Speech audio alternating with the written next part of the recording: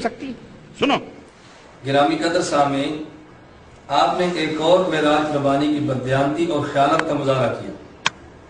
हजरत हकीम उल उम्मत थानवी रहमतुल्लाह अलैह की बेश्ती ज़ेवर में मसला तहरीर फरमाया। पहले उस मसले को समझो।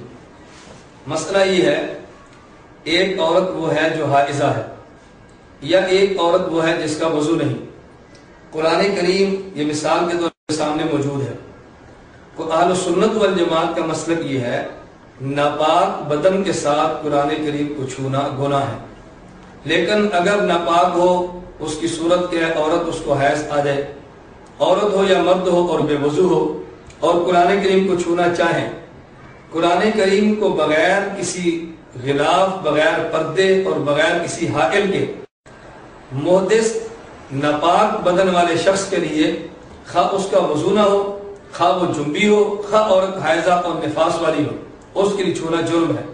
हकीम उल उम्मत थानवी रहमतुल्लाह अलैह फरमाते हैं, अगर हाइजा औरत कुरान करीम को छूना चाहे तो वो चादर के साथ छुए, पर्दे के साथ छुए, जुज़दान वजूद उसका ख्याल करे। लेकिन अगर बेवजू हो, कुरान करीम न छुए, मतलब ये कि बगैर हाइल, बगैर कपड़े और बगैर पर्दे के छूना बेवजू आदमी के लिए नाजायज और गुनाह है।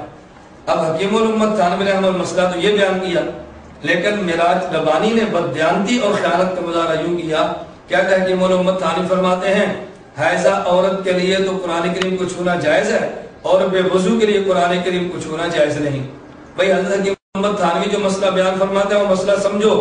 हकीम उल उम्मत थानवी फरमाते हैं, हाइजा औरत के लिए कुरान करीम को जुज़दान, कुरान करीम को कपड़े की चोली, कुरान करीम को रुमाल के साथ छूना जायज है। हज़रत हकीम उल उम्मत थानवी ने हाइजा के लिए बगैर रुमाल और बगैर कपड़े के छूने के कतन जवाज की बात नहीं की, और बेवजू आदमी को जो कहा कुरान करीम छूने मना किया, वो बगैर हाइल के छूने से मना किया। मसला तो ये था, मगर मेराज रबानी ने खल्तमल और दजल से काम लेते हुए हकीम उल उम्मत थानवी पे उल्टा इल्जाम लगा दिया। और ये मसला हज़रत हकीम उल उम्मत थानवी रहमतुल्लाह अलैह ने बेश्ती ज़ेवर में बयान फरमाया है।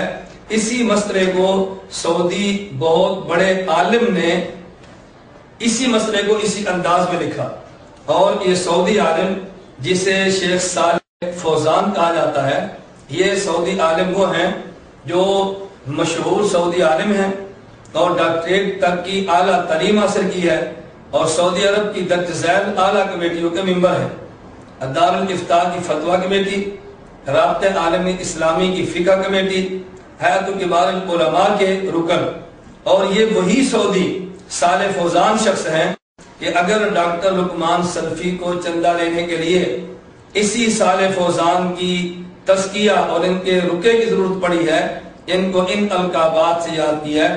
कहते हैं, साहिबुल माली अदायतुल कबीर शेख सालेह बिन फौजान अल फौजान उज़्व हयत किबार उलमा। मैं मेराज रबानी साहब से पूछता हूँ, क्या सऊदी उलमा के ये अलकाबात महज चंदा वसूल करने के लिए है, या अगर ये सऊदी जय्यत उलमा फतवा दें तो तुम इनके फतवे भी कबूल करोगे? जो फतवा और मसला हकीम उल उम्मत अशरफ अली थानवी रहमतुल्लाह ने बेश्ती ज़ेवर में दिया है, और मेराज रबानी ने उसका इस्तेज़ा और मजाक उड़ाया है और ख़यानत के साथ उम्मत के सामने पेश किया है, बिल्कुल यही फतवा शेख सालेह अल फौजान ने फतावा उलमा बल्दिल हराम सफ़ा नंबर 448 के अंदर दर्ज किया है।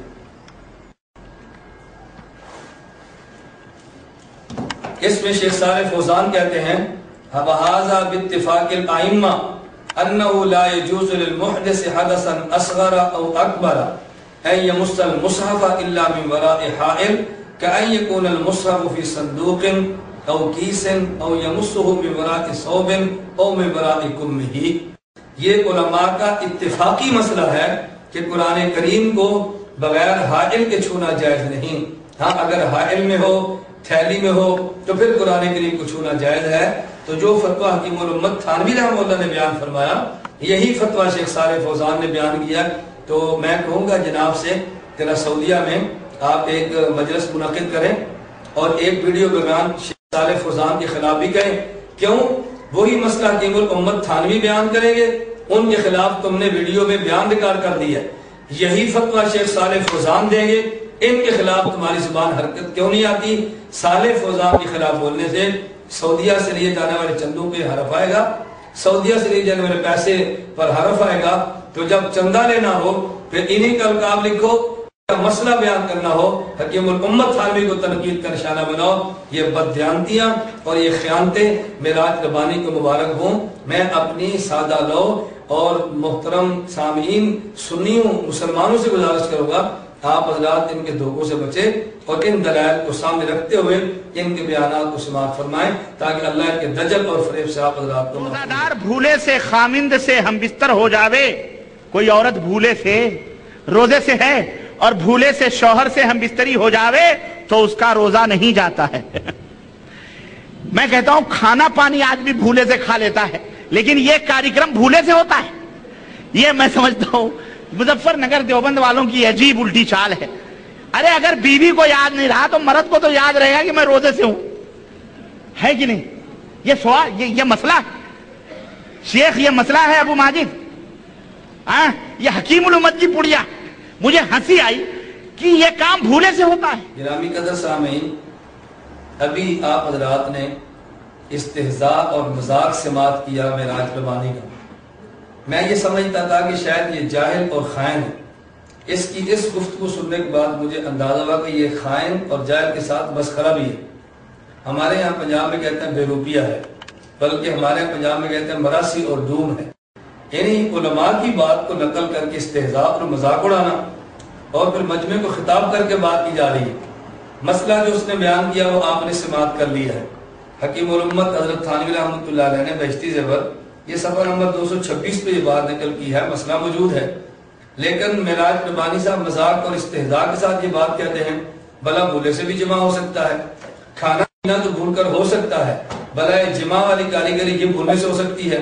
میں معراج ربانی سے کہتا ہوں اگر تم میں ذرہ برابر حیا، عقل اور غیرت تھی تو تمہیں حضرت حکیم الامت مولانا اشرف علی تھانوی نور اللہ مرقدہ کا مذاق اڑانے سے قبل اپنے غیر مقلدین اور اپنے مسلک کے مولوی نواب صدیق حسن کا مذاق اڑانا چاہیے تھا۔ نواب صدیق حسن نے یہ مسئلہ الروضۃ الندیہ صفحہ نمبر 297 پر یہ مسئلہ نقل کیا، صفحہ نمبر 297۔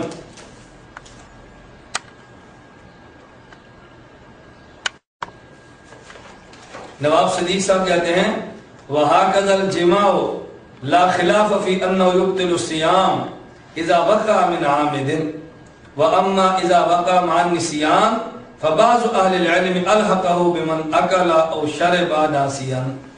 اگر جان بوجھ کر کسی نے ہم بستری کر لی تو روزہ ٹوٹ جائے گا، لیکن اگر کسی نے بھول کر جمع کر لیا، بھول کر ہم بستری کر لی، تو بعض اہل علم کہتے ہیں اس کا وہی حکم ہے جو کسی نے بھول کر کھا لیا اور بھول کر پی لیا۔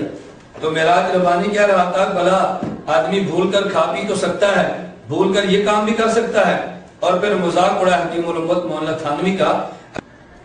اگر معراج ربانی آپ نے مذاق اڑانا تھا حکیم الامت مولانا اشرف علی تھانوی کا، تو آپ مذاق اڑاتے نواب عید الزمان حیدرآبادی کا، جس نے کتاب لکھی ہے کنز الحقائق۔ آپ ذرا کتاب کے نام پہ غور کریں، کنز الحقائق من فقہ خیر الخلائق۔ اب خیر الخلائق کون ہے؟ نبی کریم صلی اللہ علیہ وسلم کی ذات گرامی۔ کہتے ہیں خیر الخلائق شخص کی فقہ میں سے، میں یہ کنز الحقائق تمہارے سامنے بیان کر رہا ہوں، یہ حقائق کا خزانہ ہے۔ اس کے صفحہ نمبر 47،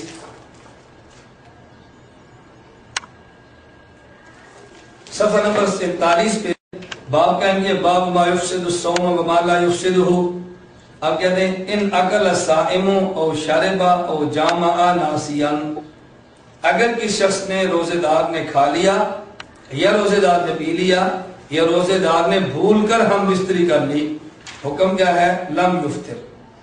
اور میری عادت تو چونکہ مذاق اڑانا استہزاء کرنا نہیں ہے، ہم مسئلے پر گفتگو کرتے ہیں مگر علماء کا مذاق نہیں اڑاتے۔ اگر میں مذاق اڑاتا تو پھر میں وہ جملے نقل